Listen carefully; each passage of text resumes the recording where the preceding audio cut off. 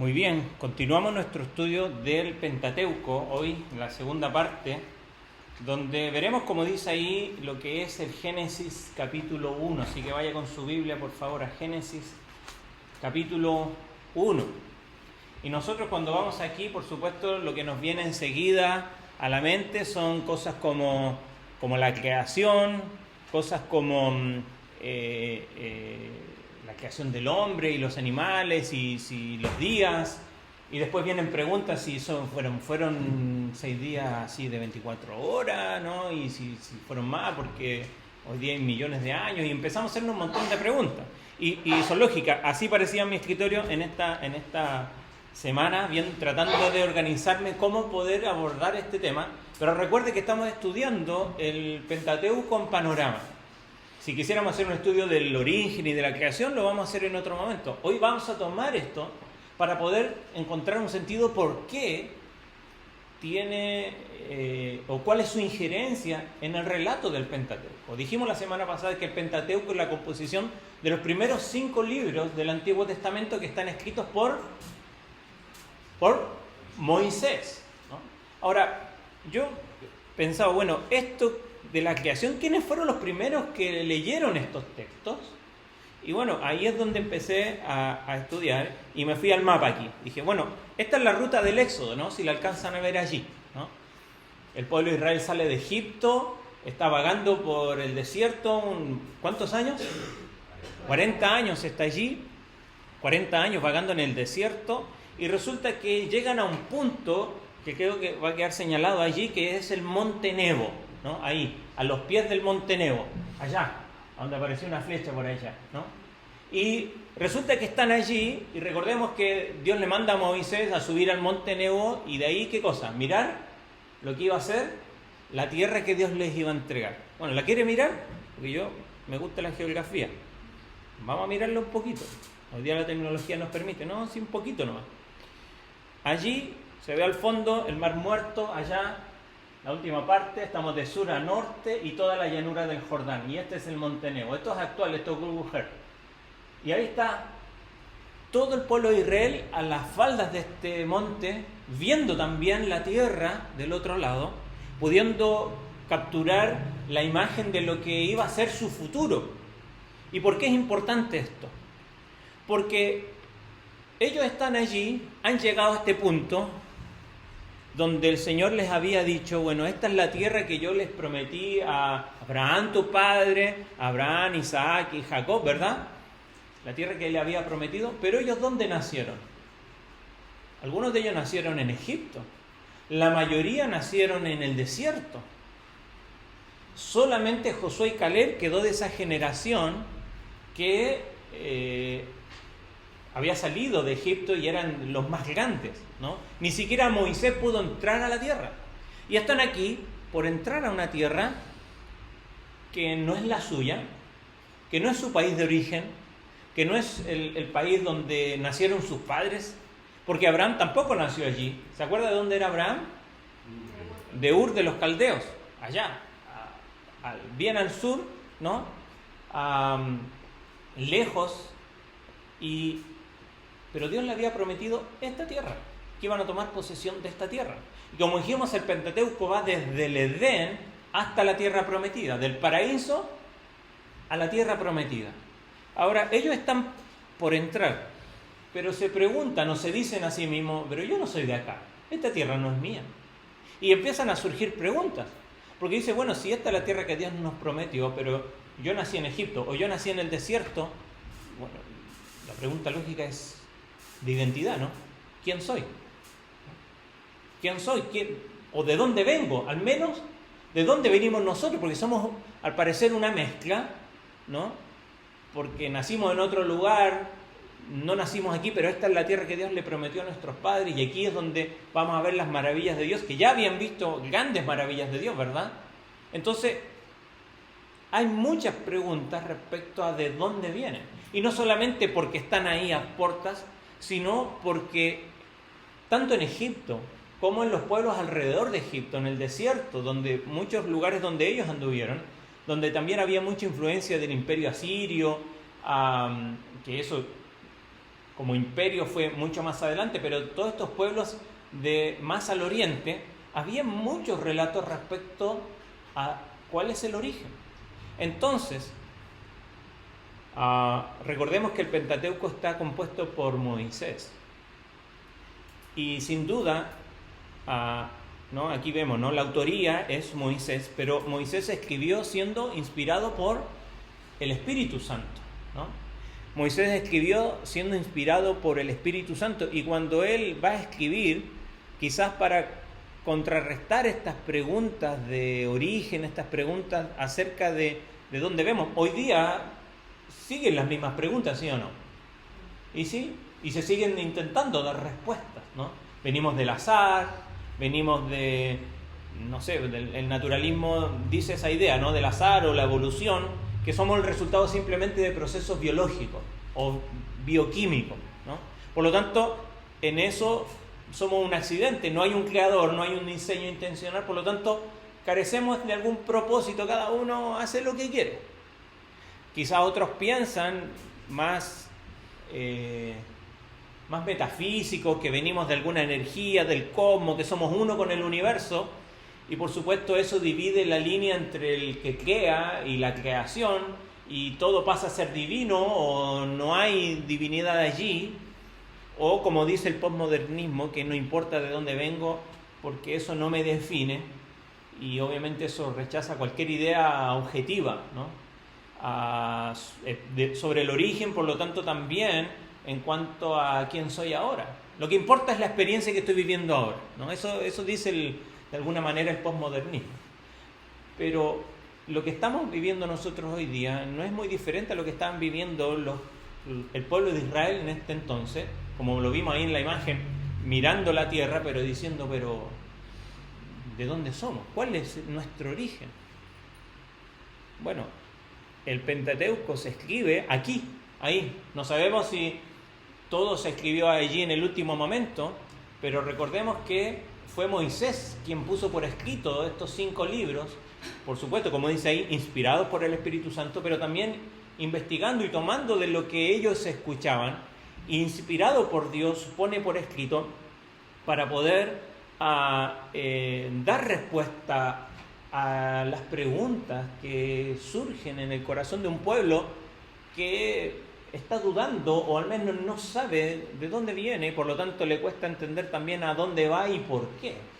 Entonces, como vemos ahí, Moisés es el autor, por supuesto, del Pentateuco, inspirado por el Espíritu Santo, pero aquí es donde tenemos que diferenciar o complementar qué es la inspiración y qué es la revelación. Segunda Timoteo 3 dice que toda la escritura es inspirada por Dios.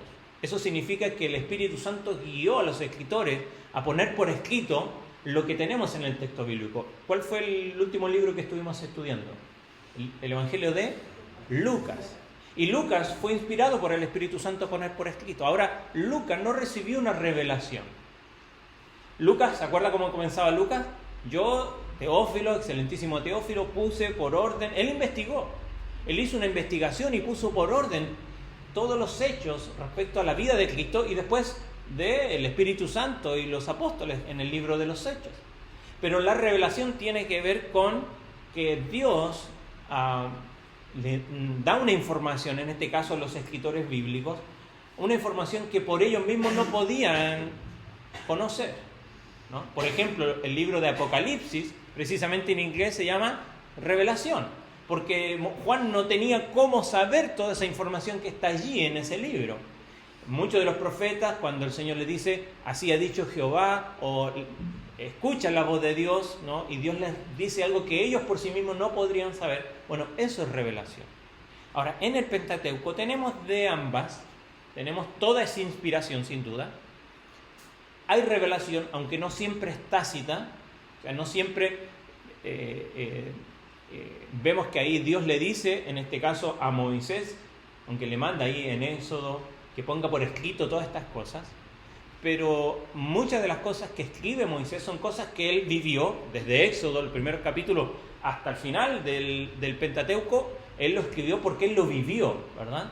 Pero lo anterior es una mezcla, sin duda, entre inspiración, o sea, es inspiración toda, pero hay mucho donde Moisés tuvo que tomar de la información que tenía y Dios guiándole a poner por escrito todos estos relatos respecto al origen.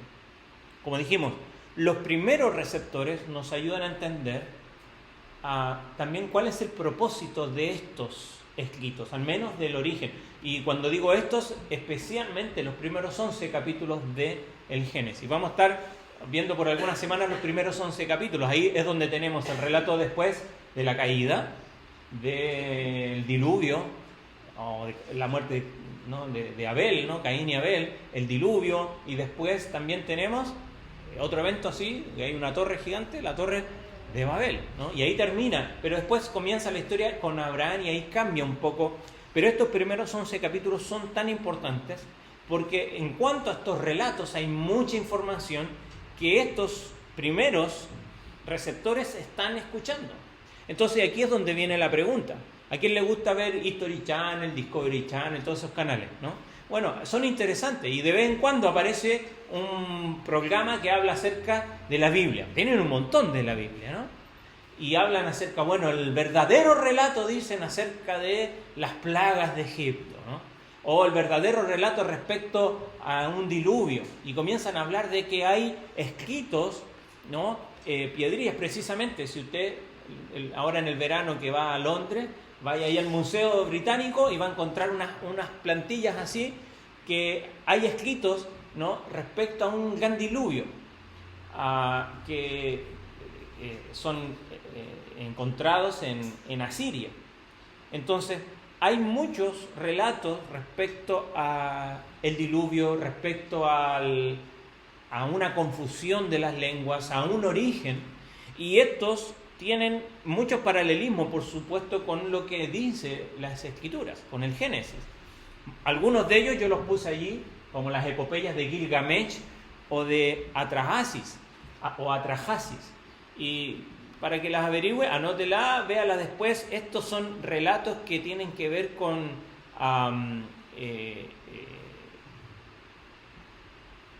cuando se habla de epopeya, los historiadores, para no ponerle mito, ¿no?, porque el mito es algo que no podemos corroborar, ¿no?, tiene algo de leyenda, ¿no?, pero resulta que estos, como están escritos en tablillas de piedra, entonces se les llama epopeyas. Y epopeyas hablan acerca de estos relatos en cuanto al diluvio, en cuanto a la creación, en cuanto al origen del ser humano. Pero ahí lo que vemos es que estos relatos hablan del hombre, hablan de los dioses, pero cuando tienen que explicar esto, vemos a dioses que son débiles, que están peleando entre sí, que como no les queda otra cosa, por ejemplo, creo que es la epopeya de Atrahasis, están peleando y al final el ser humano es como a razón de que ellos tenían que ponerse en buena, ¿no?, entre los dioses para no seguir peleando, entonces tienen que crear al ser humano para que les sirva, ¿no? Entonces hay allí un montón de relatos que tienen un paralelismo con el Génesis, pero que obviamente nos presentan como dice aquí, ¿no?, nos presentan a dioses, dice, los relatos orientales son politeístas, son dioses débiles, egoístas, pero Génesis nos presenta un relato diferente, donde nos muestra un Dios diferente, un Dios santo, un Dios único, un Dios soberano, un Dios que está activo. Pero los otros relatos, a los dioses como que se les va de las manos a la creación, se les va de las manos el hecho de crear a un ser humano, ¿no? Y estos relatos, estos mitos o estas epopeyas son los que los primeros lectores, los primeros receptores de estos escritos están escuchando o han escuchado toda su vida. Por lo tanto, necesita, como dice ahí, dar una explicación, o más bien como pusimos ahí, una reinterpretación teológica de cuáles son los relatos respecto al origen, ¿no? Porque ellos estaban escuchando estas cosas. Es como hoy día, ¿no?, en la escuela y en la universidad, donde sea, y en la televisión, el mayor relato respecto al origen es la evolución, por ejemplo. o el relato acerca del origen del universo, la teoría del Big Bang, ¿no? como teorías. Por supuesto que algunas de ellas tienen mucho asidero, pero el relato de la Escritura difiere con ellos en muchas cosas, ¿no? En bastantes cosas. Por eso es que era necesario, tanto para ellos como para nosotros, también entender, bueno, cuál es el verdadero origen. Por supuesto que no tiene el propósito Génesis de dar una verdad científica para explicar cuál es el origen, pero sí una razón teológica, una razón de propósito, una razón para contestar a esta pregunta, bueno, ¿de dónde soy? ¿Cuál es mi origen? ¿A dónde voy? ¿Y por qué estoy acá? ¿No? Entonces, como dijimos, Génesis tiene un propósito teológico, sin duda no es un mito, intenta dar esta reinterpretación y la diferencia central, ¿no?, entre estos relatos es lo que vemos ahí, ¿no?, en cómo se presenta al creador, o en este caso las epopeyas, los creadores, ¿no? Y después cada uno puede decidir, ¿no? Por ejemplo, vemos que en Génesis el punto climático es que el hombre es hecho a imagen de Dios, ¿no? En la epopeya de Atrahasis el hombre fue una ocurrencia al final para proveer alimento a los dioses, ¿no? Las causas del diluvio, por ejemplo, nosotros vemos que el diluvio es a razón de ¿qué? ¿Qué dice Génesis 6? El pensamiento de los hombres era de continuo solamente el mal. Es respecto a algo moral. Bueno, en la epopeya de Atrahasis, el diluvio aparentemente vino para evitar una explosión demográfica, ¿no? Bueno, en realidad el Señor había mandado al pueblo, a Noé y los suyos, que se multiplicaran y fructificaran y se esparcieran, ¿se acuerdan? Entonces, vemos que las razones de estos relatos que intentan dar una explicación respecto al origen carecen de coherencia, carecen de sentido y por último carecen de propósito. Y no terminan siendo una explicación, sino que termina siendo simplemente lo que es, ¿no? Un mito, una leyenda. Pero aquí es donde Moisés pone por escrito cuál es la razón de este origen. Ahora, el Génesis tiene una estructura bien particular. Yo la voy a mencionar ahora antes de ir a la reflexión en el día de hoy, porque quizás nosotros nuestra manera de organizar normalmente tiene que ver con las historias, ¿no? Bueno, la creación, caída, diluvio, después Babel, después, Abraham, Isaac y Jacob. Pero la verdad es que el Génesis tiene una estructura que va más bien del capítulo 2, incluso del capítulo 2, verso 4, hasta el final del Génesis, que está organizada en 10 secciones, ¿no? Son 10 secciones que cada una de ellas comienza con en el hebreo es esta palabra toledot, o generaciones, o orígenes, ¿no? Y que está aquí, fíjese, capítulo 2, verso 4 de Génesis, dice: estos son los orígenes de los cielos y la tierra cuando fueron creados. La palabra orígenes allí es toledot en hebreo, pero más adelante, ¿no?, nosotros podemos ver en el capítulo 5, dice, verso 1, dice: este es el libro de las generaciones de Adán, y comienza a hablar de las generaciones de Adán. Más adelante nosotros podemos ver así, capítulo 10, por ejemplo, dice: estas son las generaciones de los hijos de Noé. Y así cada vez, y lo vamos a ver más adelante, esa viene a ser quizás la estructura que da al Génesis un orden, ¿no? Recuerde que los capítulos y eso fue añadido hace algunos siglos atrás nomás. Pero esto es lo que le da estructura. Entonces nos preguntamos, ¿qué pasa con Génesis 1, ¿no? Porque si la estructura comienza de Génesis 2 en adelante, ¿qué pasa con Génesis 1? Bueno, alguien decía que Génesis 1 viene a ser el prólogo del Pentateuco, ¿no? Viene a ser como el preludio, y lo que hace es presentar el motivo que viene a ser el tema principal, que se va a repetir a través de todo el resto del Pentateuco y aún incluso de la Escritura. ¿Y cuál es ese motivo? Que Dios es poderoso y su poder es absoluto pero que aún así Él quiere tener una relación con Él. Cuando hablo de motivo, estoy hablando en términos musicales. La quinta sinfonía de Beethoven comienza pa pa pa pam, ¿cierto? ¿La has escuchado? Y después, ¿qué dice? Responde pa pa pa pam, pa pa pa pam, pa pa pa pam, pa pa pa. Esas 4 notas se van repitiendo en distintos lugares. Ese es el motivo, al menos del primer movimiento, ¿no? Pa pa pa pa pa pa pa pa. Lo mismo, se repite toda la obra. Bueno, el Génesis 1 nos va a presentar ese motivo, eso que va a repetirse cada vez en la Escritura una y otra vez, y es que Dios es absolutamente poderoso para poder crear lo que hizo, pero que no está ajeno a una de sus creaciones, a toda su creación, pero a una por encima de las demás, que es el ser humano. Ahora, siguiendo en términos musicales, ¿ha escuchado usted alguna obertura alguna vez? Los que les gusta la Fórmula 1 la escuchan cuando dan los premios, ¿no? ¿Cuál es ese? ¿No? Es de Carmen, ¿no? El Toreador. Y también está Guillermo Tell, ¿no? Ese que es como que siempre sale en El Llanero Solitario, ¿no? Que son grandes obras que presentan así la música, ¿no? Con un gran espectáculo. Lo empezaron a ocupar las óperas en su momento y se le llamó así porque abren un espectáculo. Y después viene a veces una sinfonía que es más larga, que tiene movimientos lentos, otros más rápidos, pero la abertura presenta así, es como diríamos nosotros en buen uruguayo, tira toda la carne a la parrilla ahí, ¿no? Bueno, Génesis 1 es eso, ¿no?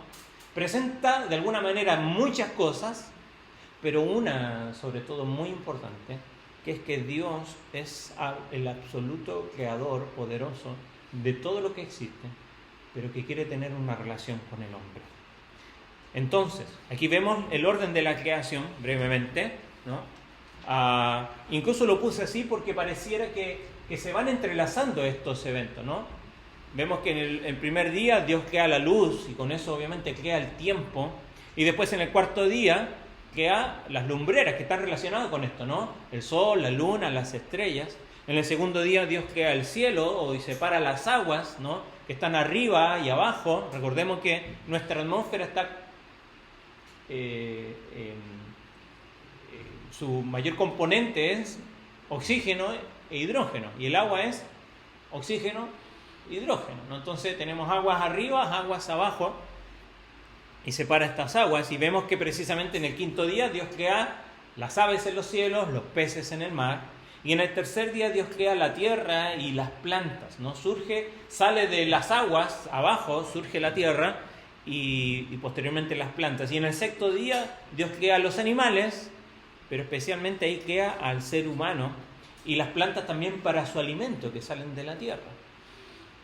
Y después tenemos un día más. Ahora la diferencia de este último día es que los días anteriores dice, y fue la tarde, dice ahí, del primer día, dice, y fue la tarde y la mañana un día. ¿Se acuerdan? Así lo dice de los 6 días, pero el séptimo día no lo dice. Fíjese, más adelante. Capítulo 1.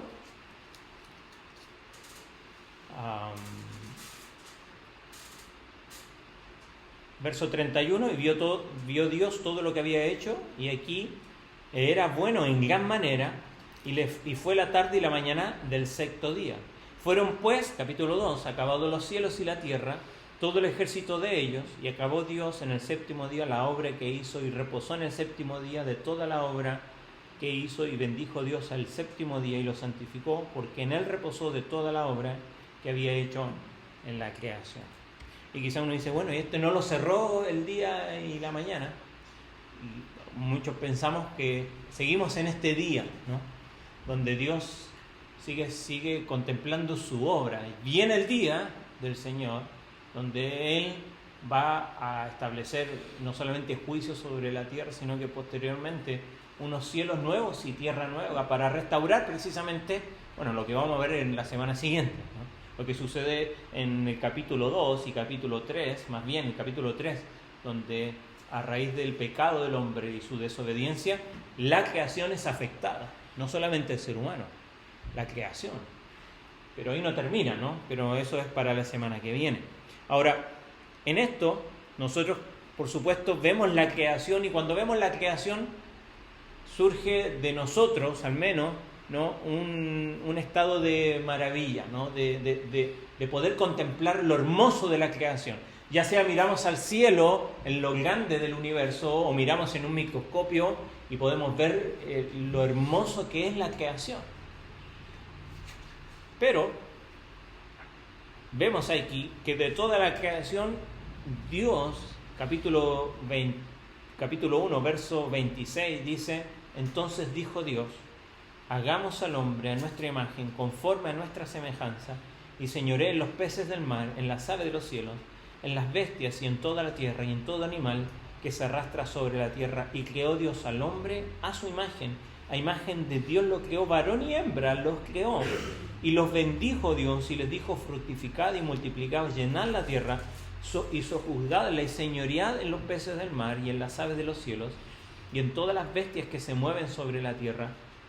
Y dijo Dios: he aquí que os he dado toda planta que da semilla, que está sobre la tierra, y todo árbol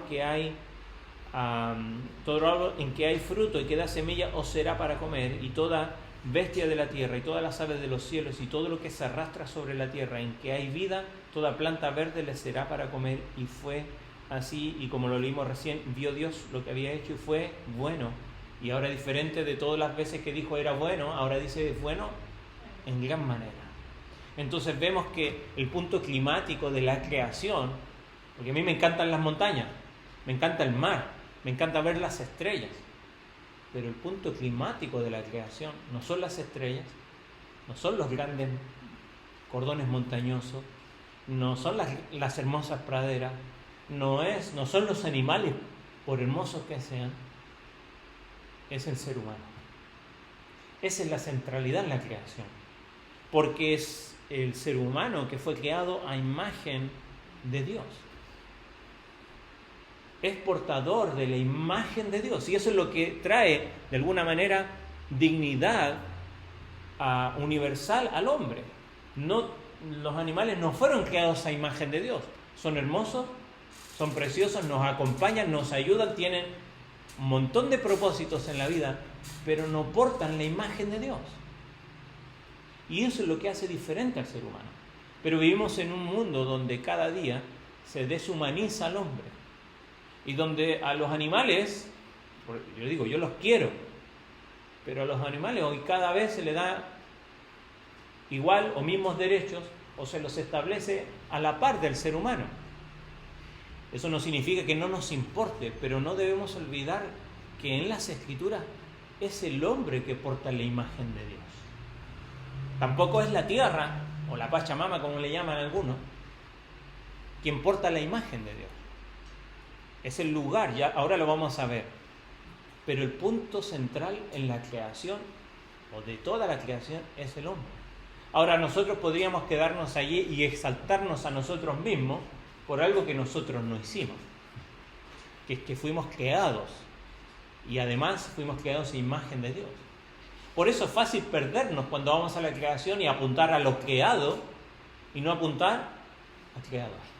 Entonces yo, en los minutos que me quedan, quiero que los tomemos y apuntemos un poco al creador, porque si hay algo que hace la creación, y en Génesis capítulo 1, y que Moisés, como lo vimos recién, estando ahí por entrar a esta tierra donde ellos se preguntaban quién soy, de dónde vengo, el Señor inspira a Moisés a poner por escrito, porque tenía mucha confusión. Dice: venimos de estos dioses que se pelean y que crean al hombre por capricho.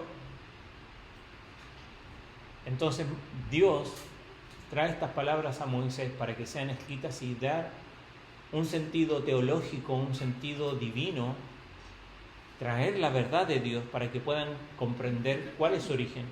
No para que centren su mirada en lo creado, sino que para que puedan conocer de manera temprana quién es Dios y cómo es Dios. Porque esto es lo que hace, de alguna manera, el relato de la creación, es revelarnos a la persona de Dios y la gloria de Dios, ¿no? Nosotros vemos la creación, nos encanta ver la creación, pero el propósito de la creación es revelar a la persona y la gloria de Dios. El último sábado que nos juntamos con los jóvenes, vimos el Salmo 8. ¿Se acuerdan cómo comienza el Salmo 8? Yo lo leo el primer versículo. Dice, no me quiero equivocar, así que lo voy a buscar. Dice, oh Jehová, Señor nuestro, cuán glorioso es tu nombre en toda la tierra. Y termina de la misma manera. Y dice, has puesto tu gloria sobre los cielos, de la boca de los niños y de los que maman, fundaste la fortaleza a causa de tus enemigos. Después más adelante dice, cuando veo los cielos, las obras de tus dedos, la luna y las estrellas que tú formaste, digo, ¿qué es el hombre para que te acuerdes de él, para que lo visites? La NBI dice, ¿qué es el hombre para que en él pienses? ¿Qué es el ser humano para que lo tengas en cuenta? Entonces, sin duda, el Génesis 1 nos revela la persona y la gloria de Dios. ¿Y qué es lo primero que nos revela? Génesis 1:1. En el principio creó Dios los cielos y la tierra. En el principio. Y esa palabra nos sienta algo. Dice ahí, y en el principio implica que en algún momento de la eternidad Dios decidió crear la tierra. Por eso, cuando veíamos recién el cuadro de la creación y veíamos allí que en el principio lo primero que creó Dios fue la luz, ¿no? Pero con esto Dios creó de alguna manera el tiempo, la forma en cómo miden las distancias en el universo es a través de la velocidad de la luz, ¿no? Porque la luz viaja, se demora 300.000 kilómetros en un segundo, y eso es como miden las distancias, ¿no? De alguna manera la luz también es tiempo, es una medida de tiempo. Pero Dios no pertenece al tiempo.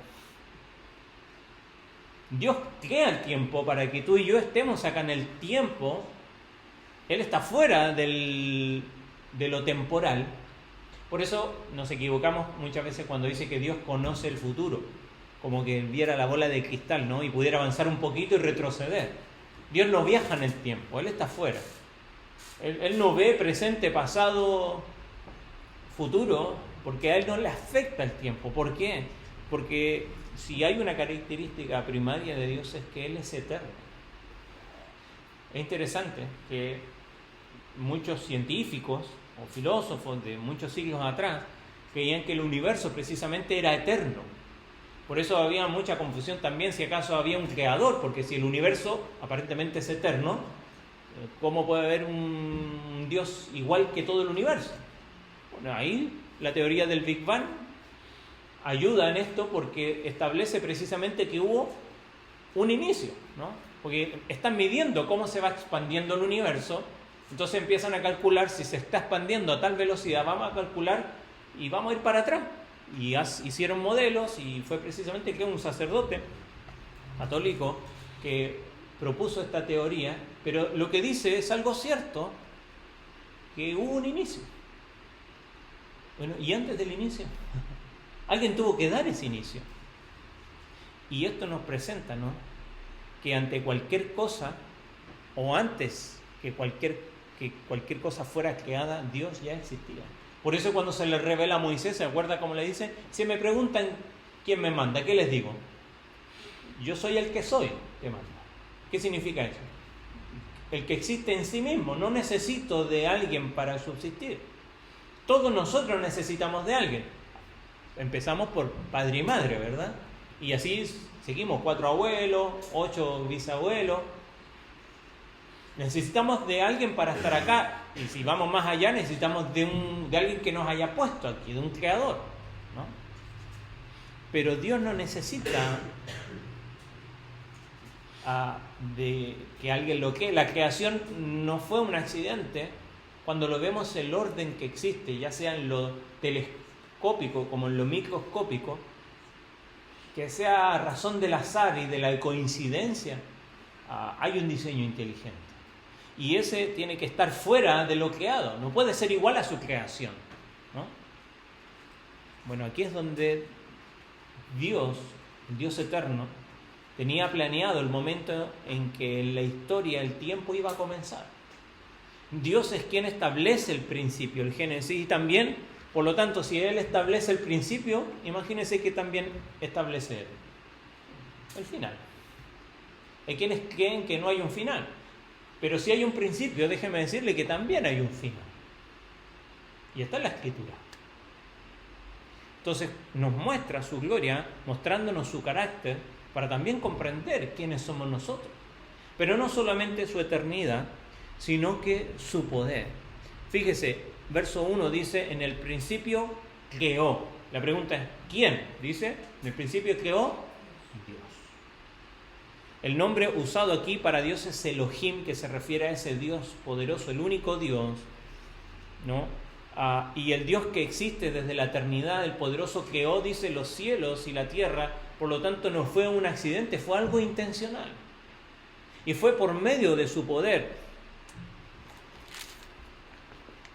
Hebreos capítulo 11, si lo quiere buscar, Hebreos capítulo 11, los primeros versículos, dice,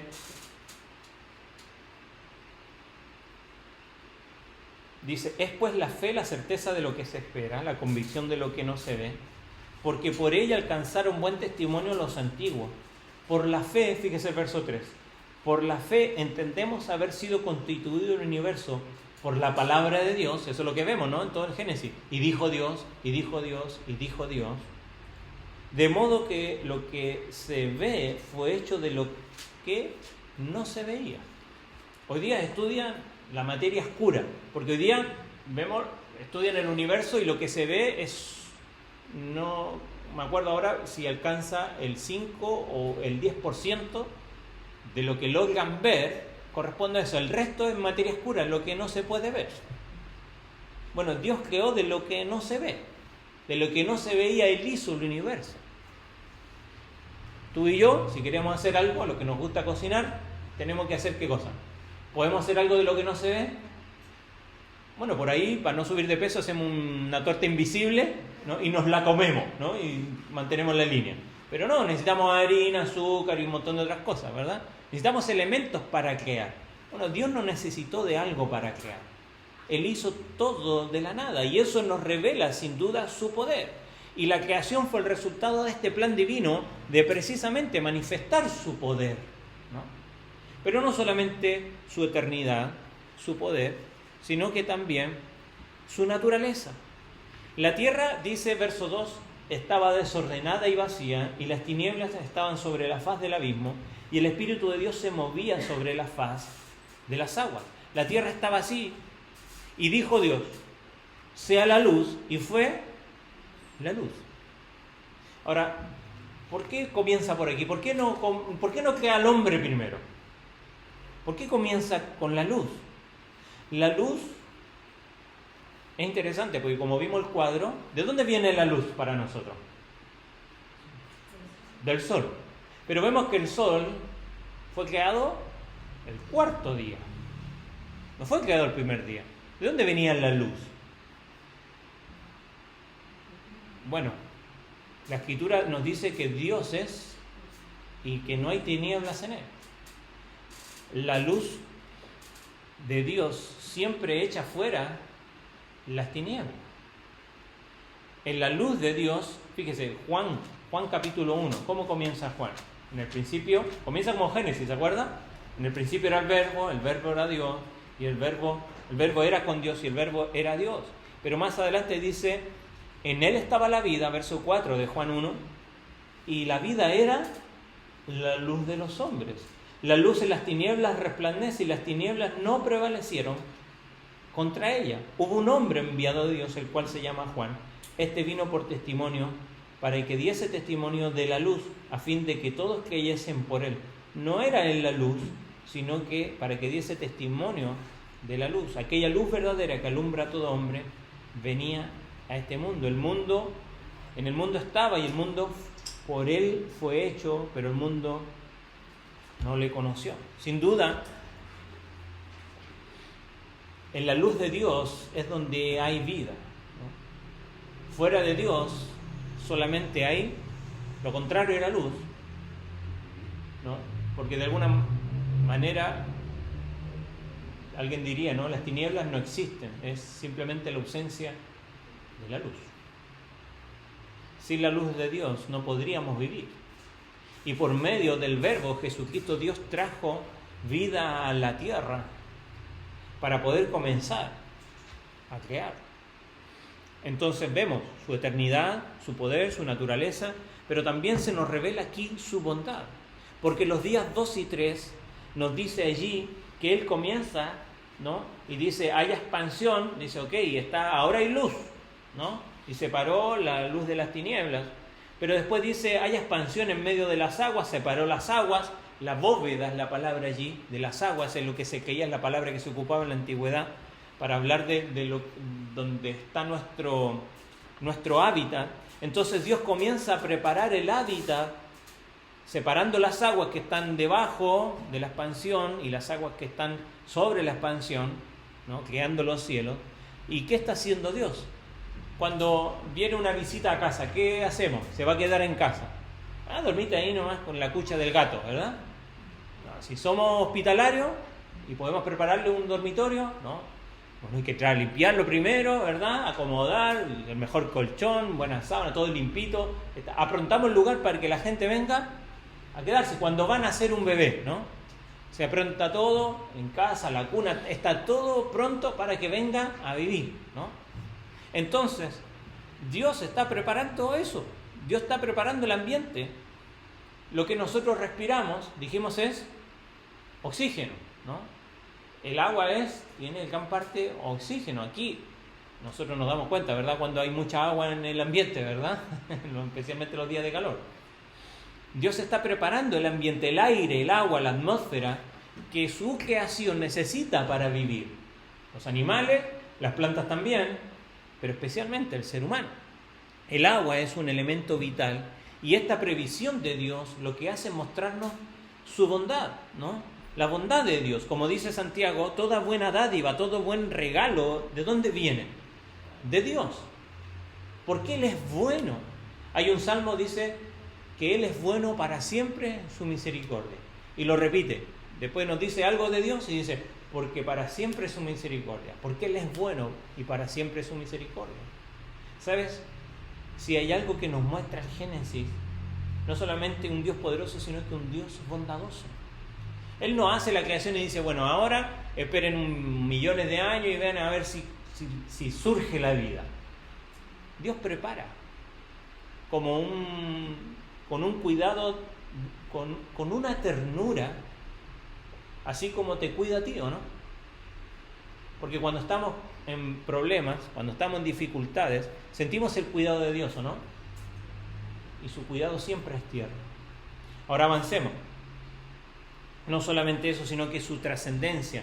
Salmo 19 nos afirma que los cielos cuentan la gloria de Dios. El hombre, nosotros tendemos a adorar lo creado. Las plantas, ¿no? Los mapuches adoraban las araucarias, ¿no? Esos grandes árboles. Esos eran sus dioses, su gran dios. O adoramos la tierra, o adoramos el sol. Adoramos lo creado, en lugar del creador. Pero fue Dios quien creó el sol. Fue Dios quien creó las plantas, los animales, y todos estos, especialmente las lumbreras, sirven de señales y fueron puestas ahí para que el hombre recuerde, no que eso es Dios, sino que eso fue creado por Dios, ¿no? Como decíamos recién, Salmo 19 dice, los cielos cuentan la gloria de Dios y el firmamento anuncia la obra de sus manos. Y Dios es quien le dice al sol que tiene que salir, que tiene que ponerse, a la luna cuándo salir, cuándo esconderse. Él es el que tiene el control de lo que muchas veces nosotros como seres humanos adoramos. Por lo tanto, el Creador es más grande que su creación. Él trasciende a su creación. Por eso es trascendente. Y que Él quiera relacionarse contigo, eso es maravilloso. Avancemos rápido. Vemos su belleza. Dios creó las grandes cosas, pero también creó hace poco, y lo transmitieron en vivo, Laudelar, con no me acuerdo quién más, estaban transmitiendo el fondo marino acá del Uruguay, no sé si lo vieron en las noticias, y en las redes sociales estuvo ahí en vivo por mucho tiempo. Descubrieron un montón de cosas bellísimas, como unas cosas que nos asustaban, ¿no? Ahí en el fondo marino. Bueno, esas cosas las creó Dios. Todo lo hizo hermoso. Cuando vemos un atardecer, cuando vemos ahí a los que nos gusta ir a la montaña, ¿no? Acá no tenemos que cruzar toda Argentina para llegar ahí por lo menos a unas montañas. Pero cuando vemos la hermosura de la creación, los colores, ¿no? Nuestro país Uruguay, ¿qué significa Uruguay? El río de los pájaros pintados a mano por Dios. La belleza de Dios, ¿no? Nos ayuda a contemplar su gloria. No es así, desordenado y tiró todo y bueno, como quede la cosa. Sino que es un Dios cuidadoso. Pero también su soberanía. Cuando leíamos recién, en el verso 27 y 28, crea al hombre y le dice, hagamos al hombre y que señoree sobre la creación. Dios tiene el poder, pero también tiene el poder de delegar ese señorío. Dios tiene el poder de delegar ese señorío demostrando que Él es soberano y no nosotros. Dios creó al hombre a su imagen, lo mandó multiplicarse, pero el hecho de que Dios puso al hombre sobre su creación sin que hiciera nada para merecerlo, eso es gracia. Y esto es lo último que vemos aquí. El hecho de que Dios puso al hombre sobre su creación sin que éste hiciera nada para merecerlo, esto es gracia de Dios. ¿Y la gracia es algo que tú y yo merecemos? No, al contrario, es solamente un regalo de Dios. Entonces terminamos con estas aplicaciones para hoy. Porque así como Dios creó la vida en el Génesis 1, por gracia, el hombre recibe nueva vida también en Cristo.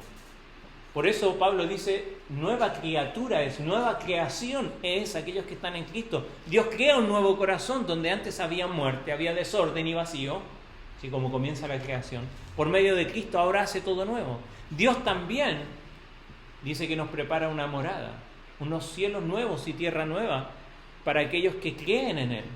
Pero Dios también anticipa y provee para nuestras necesidades, porque Él nunca nos va a abandonar. Él hace la creación, pero no nos deja aquí a nuestra vera, sino que provee para lo que tú y yo necesitamos. La creación, como dice ahí, es la revelación de la gloria de Dios, para que podamos entender su gracia y disfrutar de la salvación que Él ofrece en Cristo Jesús. Y por último, es una invitación a aceptar ese regalo. Mira, que el relato de la creación no sea simplemente para discutir si cuánto duran estos días, cómo hacemos con los millones de años, eso lo podemos hacer. Pero si hay algo que debe salir a la luz del Génesis 1, es contemplar a Dios. ¿Y cómo es? Pero no decir, ¡ay, qué bonito! Sino que esto nos tiene que llevar a humillarnos y reconocer que Él es el único Dios y que Jesucristo, su Hijo, es quien le ha dado a conocer, como dice Juan. La pregunta es, ¿has depositado tú tu fe en Jesús? Si no, Dios te está dando la oportunidad de hacerlo ahora. Ahora tú como hijo de Dios quizás llevas años como creyente y nos relacionamos con la creación, pero nos olvidamos de este Dios bondadoso, de este Dios que se encarga de los detalles, que crea el lugar para que tú puedas vivir y que además te ha delegado a ti parte de su soberanía. Entonces, eso nos hace ver el Dios que tenemos. Como dice la canción, este es el Dios que adoramos, todopoderoso y soberano, grande en misericordia. Ese es el Dios que tú tienes. Pero sigues confiando en ti, sigues confiando en este mundo, en tu dinero, en lo que tú y yo podemos hacer. Que la creación nos ayude a descansar, que contamos con un Dios, no cualquier Dios, el único y sabio Dios, todopoderoso, que nos ha dejado la creación completa para que podamos admirarle y poder creer en Él. ¿Amén? Amén. Vamos a ponernos en pie y vamos a orar.